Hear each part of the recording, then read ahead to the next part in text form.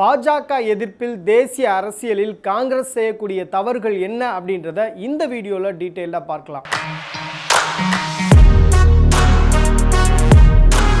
வறுமை ஒழிப்பு, சமத்துவமின்மை, பணவீக்கம், வேலையில்லா திண்டாட்டம் என நாடு சுதந்திரமடைந்த காலகட்டத்திலிருந்து எல்லா தலைவர்களும் பேசுகிற நம்ம அதிகம் கேள்விப்பட்ட விஷயங்களை மட்டுமே காங்கிரஸ் தன்னுடைய தேர்தல் பரப்புரைகளில் பிரச்சனைகளாக முன்வச்சிட்டு இருக்காங்க. இன்னைக்கு மக்கள் என்ன பிரச்சனைகளை சந்திச்சிட்டு இருக்காங்க அப்படின்னு மக்களுடைய இன்றைய பிரச்சனைகள்லேருந்து விலகியே காங்கிரஸ் இருப்பது தான் காங்கிரஸுக்கு இருக்கக்கூடிய மிகப்பெரிய ஒரு சிக்கல். காங்கிரஸை பொறுத்தவரையில் ஒரு ஸ்ட்ராங்கான ஒரு கம்யூனிகேஷன் மிஸ்ஸிங் அப்படின்றது நம்பர் 1. கடந்த 10 ஆண்டுகளில் இளைஞர்களை ஈர்க்கக்கூடிய வகையில் மாற்று அரசியலை காங்கிரஸ் முன்வைக்கலை அப்படின்றது காங்கிரஸுக்கு இருக்கக்கூடிய மிகப்பெரிய ஒரு சிக்கல். கடந்த 10 ஆண்டுகளாக பாஜக ஆட்சி நடந்துட்டு இருக்கு. பாஜகவுடைய எத்தனையோ திட்டங்கள், எத்தனையோ செயல்பாடுகள் விமர்சனத்துக்கு உள்ளானாலும் கூட பொதுமக்கள் மத்தியில் பாஜக மீதான குற்றச்சாட்டுகளை ஆதாரப்பூர்வமாக வைப்பதில் காங்கிரஸ் தோல்வியை சந்தித்திருக்கிறது. இன்னும் பாஜகவை ஆதாரத்தோட ஸ்ட்ராங்கா கிரிட்டிசிசம் பண்றதுக்கு காங்கிரஸ் எந்த ஒரு முன்னெடுப்பும் செய்யவில்லை அப்படின்றது காங்கிரஸோடைய இரண்டாவது தோல்வி. தேர்தல் அரசியல்ல ப்ரொஜெக்ஷன், நரேஷன், மார்க்கெட்டிங் அப்படின்ற இந்த 3 விஷயங்களும் ஒரு முக்கியமான ரோல் பிளே பண்ணுது. மோடி அரசின் மீதான மக்களுக்கு எதிரான மனநிலையை பொது வழியில கருத்துருவாக்கம் செய்வதிலையும் காங்கிரஸ் தோல்வி அடைந்திருக்கிறது. ஓரளவு கர்நாடகாவில் அவங்க இதை சக்சஸ்ஃபுல்லா பண்ணி காமிச்சாங்க. கர்நாடகா சட்டமன்ற தேர்தலில் பாஜகவுடைய நெரேட்டிவ்ல காங்கிரஸ் விழுந்துராம நாங்க ஆட்சிக்கு வந்தா என்ன செய்வோம் அப்படின்றத சுட்டி காட்டி அவருடைய தேர்தல் பரப்புரைகள் இருந்தது. அதனால ஓரளவு காங்கிரஸ் கட்சியானது கர்நாடகாவில் வெற்றி பெற்றது. அது பெரிய நம்பிக்கையை காங்கிரஸுக்கு கொடுத்தது அப்படின்றத பார்க்கிறோம். ஆனா இன்னைக்கு 2024 நாடாளுமன்ற தேர்தலுக்கு இன்னும் ஒரு சில மாதங்கள் இருக்கக்கூடிய நேரத்தில் இன்னும் ஸ்ட்ராங்கான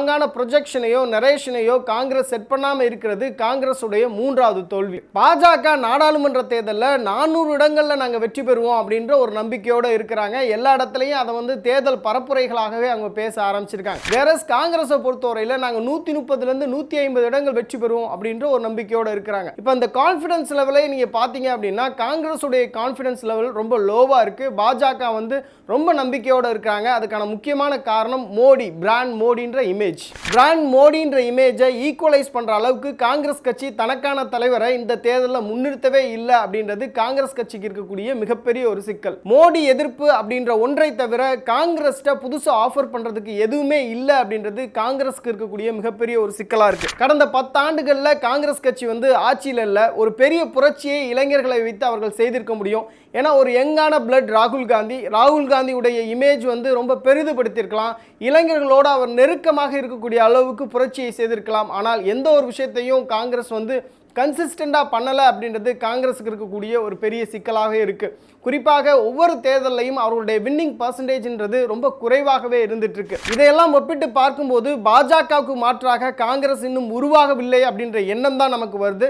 தொலைத்த இடத்துல தான் தேடணும் அப்படின்னு ஒரு பழமொழி உண்டு. காங்கிரஸ் கட்சியை பொறுத்தவரையில் தன்னுடைய வாக்காளர்களை எங்கு தொலைத்தோம் அப்படின்றது தெரியாம எங்கெங்கயோ அவங்க தேடிட்டு இருக்காங்க அப்படின்றது தான் நமக்கு தோணுது. நாடு சுதந்திரம் அடைந்ததிலிருந்து காங்கிரஸ் கட்சி தனியாகவோ கூட்டணி சேர்த்தோ 58 ஆண்டுகள் இந்தியாவை ஆட்சி செய்திருக்கின்றன. இன்றைக்கு பெரும்பாலான மாநிலங்களில் இருக்கக்கூடிய மாநில கட்சிகள் பார்த்தோம்னா காங்கிரஸ் கட்சியிலிருந்து பிரிந்து சென்ற தலைவர்களால் உருவானது தான். அதே மாதிரி காங்கிரஸை எதிர்த்து போட்டியிட்டவர்கள் தான் இன்னைக்கு பெரும்பாலான மாநிலங்கள் ஆட்சியிலேயும் இருக்காங்க. ஒரு மாநில கட்சிகளாகவும் பெரிய அளவில் இருக்காங்க. குறிப்பாக திமுக கூட அதுக்கு உதாரணம் சொல்லலாம். அப்படி இருக்கும்போது இந்த கட்சிகளோடு கூட்டணி வைத்து பாஜகவை எதிர்ப்பது அப்படின்றது நிச்சயமாக காங்கிரஸ் உடைய வளர்ச்சிக்கு எப்பயுமே உதவாது. இன்னைக்கு காங்கிரஸ் கட்சிக்கு இருக்கக்கூடிய மிகப்பெரிய சவால் பிரச்சனையே சோனியா காந்தி, ராகுல் காந்தி, பிரியங்கா காந்தி. இந்த காந்தின்ற அடைமொழிக்குள்ள காங்கிரஸ் கட்சி சிக்கி தவிக்குது. காந்தின்ற அடைமொழியை தாண்டி காங்கிரஸ் கட்சி வரணும். இன்னைக்கு காங்கிரஸ் கட்சி மேலே வைக்கப்படக்கூடிய விமர்சனமே காங்கிரஸ் கட்சினாலே அது டைனாஸ்டிக் பாலிடிக்ஸ், ஒரு குடும்ப அரசியல் செய்யக்கூடியது அப்படின்ற விமர்சனம் பாஜகவால் தொடர்ச்சியாக முன்வைக்கப்படுது. இந்த விமர்சனத்திலிருந்து காங்கிரஸ் கட்சி மீண்டு வரணும் அப்படின்னா காங்கிரஸ் கட்சிக்கு புதிய தலைமை தேவைப்படுது, புதிய உத்வேகம் தேவைப்படுது. இந்த புதிய உத்வேகமும் புதிய தலைமையும் இருந்தால் மட்டுமே காங்கிரஸ் கட்சி தன்னுடைய உட்கட்டமைப்பை வலுப்படுத்த முடியும், நிறைய இளைஞர்களை ஈர்க்க முடியும் அப்படின்றது தான் கலை யதார்த்தம். 2024 நாடாளுமன்ற தேர்தலில் காங்கிரஸ் கட்சியுடைய பெர்ஃபார்மன்ஸ் எப்படி இருக்கும் அப்படின்றத கமெண்ட் செக்ஷன்ல பதிவு பண்ணுங்க.